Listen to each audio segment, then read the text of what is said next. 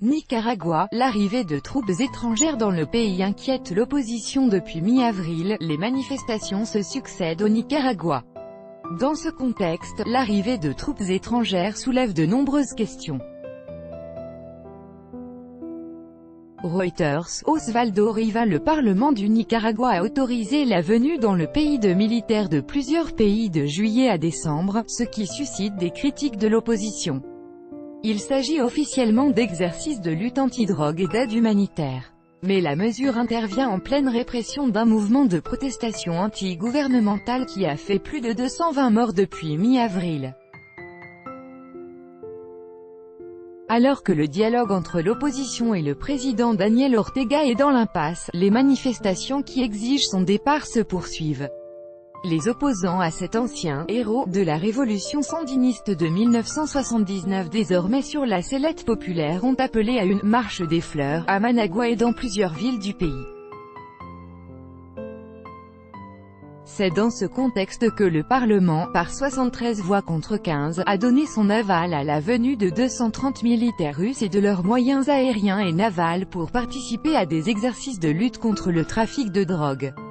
Il a également autorisé la venue, pour des exercices anti-drogue et d'aide humanitaire, de 160 militaires du Mexique, du Venezuela et de Cuba ainsi que d'un nombre non précisé de soldats d'autres pays d'Amérique centrale, des États-Unis et de Taïwan. Le député de l'opposition Jimmy Blandon s'est élevé contre la venue de militaires du Venezuela, pays qui soutient le régime sandiniste du président Daniel Ortega, engagé dans une répression du mouvement de contestation qui a fait plus de 220 morts depuis avril.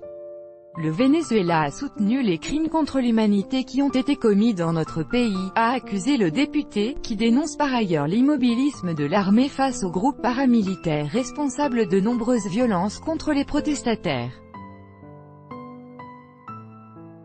Les collaborations avec des armées étrangères existent depuis longtemps, mais la démarche pose question, comme l'explique Hélène Tristan, sociologue, chercheuse spécialiste du Nicaragua à l'université Paris 1. Il s'agit d'une tentative, à mon avis, d'internationaliser ce conflit qui, à l'origine, était quand même une confrontation entre le gouvernement et la population et que le gouvernement d'ailleurs avait qualifié cette rébellion de « groupe minuscule ».